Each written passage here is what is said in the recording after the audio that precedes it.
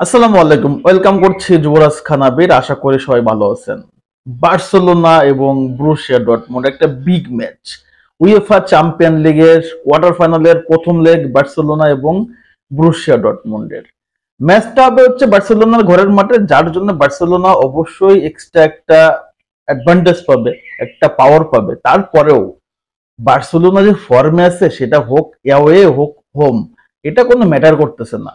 বিশেষ করে হানসি ফ্লিকের এই টিমটা এক কথায় দুর্দান্ত। তবে বার্সেলোনার মিডফিল্ডে কিন্তু একটু সংকয় দেখা দিচ্ছে।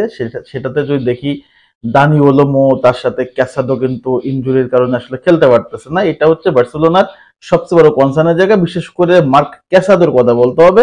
সে মিডফিল্ডে যেভাবে পেড্রির সাথে একটা চমৎকার একটা কম্বিনেশন তৈরি করে ফেলছে, এবং সেখানটাতে ক্যাসাদো না থাকাটা একটু বার্সেলোনার জন্য ব্যাকফুটেই আমার কাছে মনে হয় রাখবে। তাছাড়াও মিডফিল্ডে গাবির সাথে ফ্রাঙ্কি ডিয়ংরাও কিন্তু একটা ভালো সমন্বয় তৈরি করতে পারবে। তারপরে হচ্ছে ডিফেন্স লাইন আপটা বার্সেলোনা যথেষ্ট শক্তিশালী।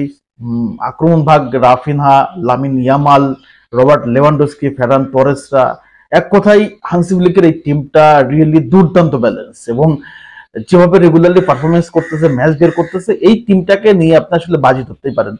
অপরদিকে যদি আসলে ব্রুসিয়া ডর্টমুন্ডের কথা বলি, মিডিলে এসে তাদের আসলে কোচ চেঞ্জ হয়েছে, কোচ স্যাক হয়েছে। সো একটা টালমাটাল অবস্থা, তাদের লিগের অবস্থা ভালো না। তবে চ্যাম্পিয়ন্স লিগে তাদের কিন্তু লাস্ট ম্যাচ যেভাবে তারা লিলের সাথে, লিলের ঘরের মাঠে আসলে এমিরি চানের যে গোলে দুর্দান্তভাবে কামব্যাক করছে, এইটা তাদের আসলে কিন্তু কনফিডেন্টটাকে আসলে বুস্ট আপ করবে। তবে সবচেয়ে বেশি কনসার্ন আপনার হচ্ছে ব্রুসিয়া ডর্টমুন্ডের অনেকগুলো প্লেয়ার ইনজুরির কারণে এবং কার্ডের কারণে মাঠের বাইরে আছে। যদি বলি সেখানটাতে পাস্কেল গ্রাব মাঠের বাইরে, তারপর মিচেল সাবিটজার, আন্দ্রে শুলে, তারপর হচ্ছে ক্যাম্বেল, অনেকগুলো প্লেয়ার কিন্তু মাঠের বাইরে, এবং যারা কিনা ম্যাচের মোড় ঘুরাই দিতে পারে। তবে এই ম্যাচটাতে বিশেষ করে সবচেয়ে বেশি নজর থাকবে হচ্ছে করিম আদেমির উপর, যে কিনা যে কোনো সময় ম্যাচের মোড় চেঞ্জ করতে পারে এবং নিজের ভিতরে ওই ফোকাসটা নিয়ে চলে আসতে পারে, প্রতিপক্ষকে দুমড়ে মুচড়ে প্রতিপক্ষ ডিফেন্সটাকে কিন্তু একাই ঘুরে দিতে পারে এই আদেমি। এবং সেন্টার ব্যাকে যিনি থাকে সেটা হচ্ছে, আপনারা সবাই জানেন, এমিরি চান, দুর্দান্ত একটা প্লেয়ার।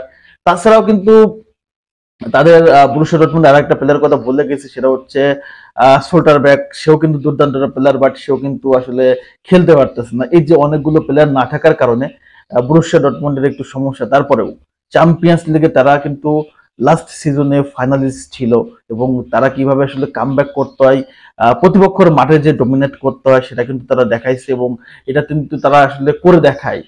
তো আমি মনে করি না যে আসলে বার্সেলোনা ঘরের মাঠ বলে আসলেই তারা একদম চূড়ান্ত ফেভারিট, এটা বলার কোনো সুযোগ নাই। চ্যাম্পিয়ন্স লিগ বরঞ্চ বার্সেলোনার চেয়ে এই দিক থেকে, মানসিকতার দিক থেকে, সব দিক থেকে আগায় আছে ব্রুসিয়া ডর্টমুন্ড। যেভাবে লিলের মাঠে যে লিলেকে হারাই দিয়ে আসছে, এটা রিয়েলি একটা দুর্দান্ত একটা ব্যাপার ছিল। এবং বার্সেলোনা কিন্তু হারাইছে বেনফিকাকে, কিন্তু বার্সেলোনা বেনফিকাকে যেভাবে হারাইছে এটা অনুমেয় ছিল। কিন্তু যখন লিলে যখন ব্রুসিয়ার মাঠে যে ড্র করে আসলো, তারপরে ব্রুসিয়া বা লিলের মাঠে যে লিলেকে ডোমিনেট করে আসলো, এটা রিয়েলি দুর্দান্ত ছিল। সো এটা বিগ ব্যাটেল হতে যাচ্ছে, কোনো সন্দেহ নাই। এবং হানসি ফ্লিক ব্রুসিয়া ডর্টমুন্ডকে ভালো করে চিনে, কারণ একটা সময় সে বায়ার্ন মিউনিখের কোচ ছিল, এবং বায়ার্ন মিউনিখের কোচ থাকা অবস্থায় সে ব্রুসিয়াকে অনেকবার ফেস করছে। সো ব্রুসিয়াকে সে ভালো করে জানে, ব্রুসিয়াকে কেউ মানে ডিস্ট্রয় করতে ভালো করে জানে। তবে কথা কিন্তু একটাই, যে চ্যাম্পিয়ন্স লিগে নকআউট স্টেজে যখন আপনি হোম এবং অ্যাওয়ে ম্যাচ খেলবেন, তখন অনেক কিছু আসলে পরিসংখ্যানের বাইরে থাকে, এবং সেটা কিন্তু হইতে পারে। দেখা যাক কি হয়। আমার কাছে এই ম্যাচটার প্রেডিকশন যদি বলতে পারো, তাহলে অবশ্যই বার্সেলোনাকে আমি আগায় রাখবো। 2-0 গোলে বার্সেলোনা জিততে পারে। তবে প্রেডিকশন যাই হোক না কেন, যে কোনো সময় রেজাল্ট কিন্তু ব্রুসিয়া ডর্টমুন্ড নিজেদের পক্ষে নিয়ে আসতে পারে। দেখা যাক কি হয়। আমার প্রেডিকশন বার্সেলোনা 2, ব্রুসিয়া ডর্টমুন্ড 0। আপনাদের মতামতটা কি অবশ্যই কমেন্টস করে জানিয়ে দিবেন, এবং সবাইকে আবারও ধন্যবাদ জানাচ্ছি। ভালো থাকেন, সুস্থ থাকেন, আল্লাহ হাফেজ, আসসালামু আলাইকুম।